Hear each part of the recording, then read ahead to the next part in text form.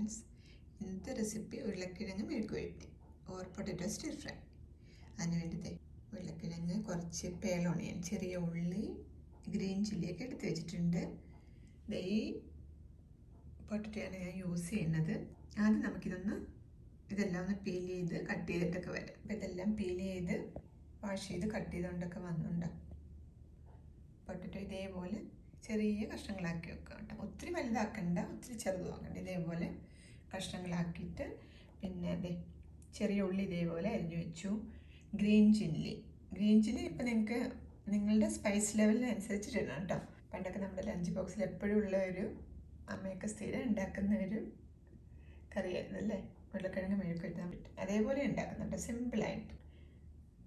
ഈ ചില്ലി പൗഡറൊന്നും ഞാൻ യൂസ് ചെയ്യുന്നില്ല ഇതിനകത്ത് കേട്ടോ. ചില്ലി പൗഡറൊന്നും പണ്ടൊക്കെ എനിക്ക് അമ്മയൊക്കെ ഉണ്ടാക്കുന്ന ഉരുളക്കിഴങ്ങ് മെഴുക്കുവരട്ടിക്ക് നല്ല ടേസ്റ്റ് ആയിരുന്നു. അതിനകത്ത് അമ്മ ഗ്രീൻ ചില്ലി മാത്രമേ ഇടുള്ളൂ, ചില്ലി പൗഡറൊന്നും യൂസ് ചെയ്യത്തില്ല കേട്ടോ. അപ്പം ഉരുളക്കിഴങ്ങ് ഇതുപോലെ കട്ട് ചെയ്ത് പിന്നെ ഗ്രീൻ ചില്ലി കേട്ടോ. അത് ഞാൻ പല സ്പൈസ് ലെവൽ അനുസരിച്ചിട്ട് വെക്കുക. ഞാനൊരു 7 ഗ്രീൻ ചില്ലി എടുത്തിട്ടുണ്ട്. പിന്നെ ടർമറിക് പൗഡർ, അതാണെങ്കിൽ എനിക്ക് ഇച്ചിരി കളർഫുള്ളായിട്ടിരിക്കണം, നല്ല യെല്ലോ കളറിലൊക്കെ വരണം മെഴുക്കുവരട്ടി. അതുകൊണ്ടാണ് ഞാൻ ഇത്ര എടുത്തേക്കുന്നത്. നോക്കട്ടെ കേട്ടോ, ഓരോരുത്തരുടെ ആവശ്യം പോലെ ഇടുക. അപ്പം ഇതേപോലെ കട്ട് ചെയ്ത് പിന്നെ നമുക്ക് വേണ്ടത് സാൾട്ടും കുറച്ച് വാട്ടർ കേട്ടോ.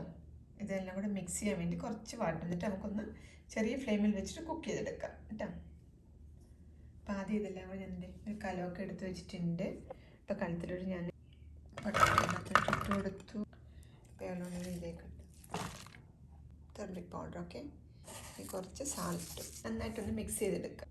നന്നായിട്ട് മിക്സ് ചെയ്ത് എടുത്ത് വെച്ചിരിക്കുന്ന വെള്ളം കുറച്ചായിട്ട് ഒഴിച്ച് മിക്സ് ചെയ്തെടുക്കാം. ലാസ്റ്റ് ആ ഗ്രീൻ ചില്ലി ഇട്ട് കൊടുത്തിട്ടോ. ഓക്കെ, പിന്നെ നമുക്ക് അടച്ച് വെച്ച് കുക്ക് ചെയ്തെടുക്കാം. ഒത്തിരി ഫ്ലെയിം കൂട്ടി വെക്കണ്ട കേട്ടോ, അടച്ച് വെച്ച് കുക്ക് ചെയ്തെടുക്കാം. മൈക്രോവേവിൽ വെച്ചും വേണമെങ്കിൽ കുക്ക് ചെയ്തെടുക്കാം കേട്ടോ. ഇതേപോലെ ആക്കിയിട്ട് ഞാൻ ചിലപ്പോഴൊക്കെ അങ്ങനെ ചെയ്യും, മൈക്രോവേവിൽ വെച്ചിട്ട് വേഗത്തിൽ കുക്ക് ചെയ്ത് വരും കേട്ടോ. അതല്ലെങ്കിൽ നിങ്ങൾ ഇതുപോലെ കലം വെച്ചിട്ട്, ഞാൻ ഓൾഡ് സ്റ്റൈലിൽ വെക്കാൻ വേണ്ടിയിട്ട് കലത്തിൽ വെച്ചെന്നേ ഉള്ളൂ കേട്ടോ. കലത്തിൽ വെക്കുമ്പോൾ കുറച്ച് ടൈം എടുക്കും. അപ്പോൾ അവിടെ നിന്ന് പയ്യെ കുക്ക് ചെയ്ത് വരട്ടെ കേട്ടോ. ഇത് ഇടയ്ക്കൊന്ന് ഇളക്കി കൊടുത്തു കേട്ടോ, അല്ലാതെ ഇത് കുക്ക് ചെയ്ത് വരാൻ വേണ്ടിയിട്ട് കേട്ടോ. നമ്മൾ ഒത്തിരി വെള്ളമൊന്നും ഒഴിച്ചിട്ടുണ്ട്, ഇടയ്ക്കൊന്ന് ഇളക്കി കൊടുത്ത് ലോ ഫ്ലെയിമിലാണ് ഞാൻ വെച്ചിരിക്കുന്നത് കേട്ടോ. ഫ്ലെയിമൊന്നും ഒത്തിരി കൂട്ടി വെച്ചിട്ടില്ല.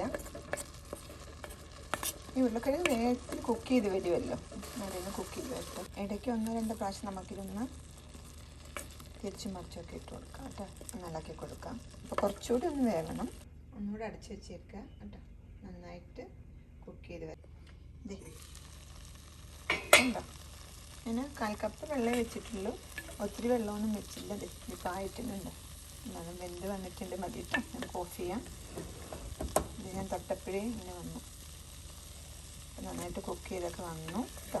അപ്പോൾ ഇത്രയും വെള്ളം ഒഴിച്ചിട്ട് പയ്യെ ചെറിയ ഫ്ലെയിം വെച്ച് കുക്ക് ചെയ്തെടുക്കുക. That's all. ഒരു പാൻ വെച്ച് വെളിച്ചെണ്ണ ഒഴിച്ച് കൊടുത്തിട്ട് നമുക്ക് ഫ്രൈ ചെയ്തെടുക്കാം കേട്ടോ. ഞാൻ ഈ വെളിച്ചെണ്ണ യൂസ് ചെയ്യുന്ന കേട്ടോ. ഉരുളക്കിഴങ്ങ് കുക്ക് ചെയ്തിട്ട് നമുക്ക് കുക്ക് ചെയ്തെടുക്കാം. ഇതെല്ലാം നമുക്ക് ഇട്ട് കൊടുക്കട്ടെ. മിക്സിയിൽ നന്നായിട്ട് ആ ചെറിയ ഉള്ളിയൊക്കെ ഇല്ലേ, നന്നായിട്ടൊന്ന് വഴറ്റി വരണം കേട്ടോ. ഇതാണ് മെഴുക്കുവരട്ടിക്ക് അടിപൊളി ടേസ്റ്റ്. ഈ സമയത്ത് ഇത്തിരി ഉപ്പിട്ട് കൊടുക്കാം. ഗ്രീൻ ചില്ലിയും ഉള്ളിയൊക്കെ കിടക്കുന്നുണ്ട്. അതുകൊണ്ട് ഇതേപോലെ അരിഞ്ഞ് ആവശ്യത്തിന് കുക്ക് ചെയ്ത് കേട്ടോ. ഉരുളക്കിഴങ്ങൊക്കെ ഇതേപോലെ കിടക്കണം ഉണ്ടാക്കി വരുമ്പോൾ.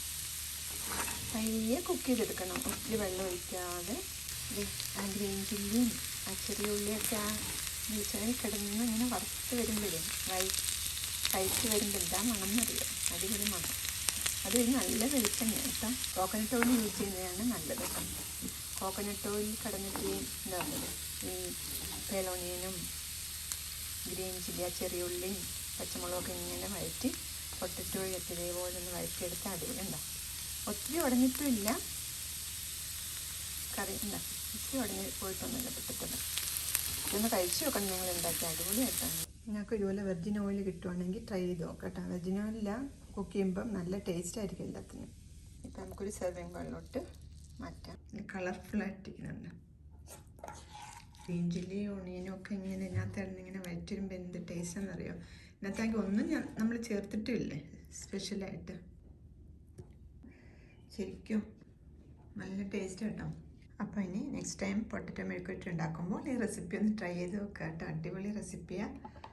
നിങ്ങൾക്ക് ഊണിന് വേറെ കറിയുടെ ആവശ്യമൊന്നുമില്ല, ഇത്തിരി പിക്കിളൊക്കെ ഉണ്ടെങ്കിൽ ധാരാളം കേട്ടോ.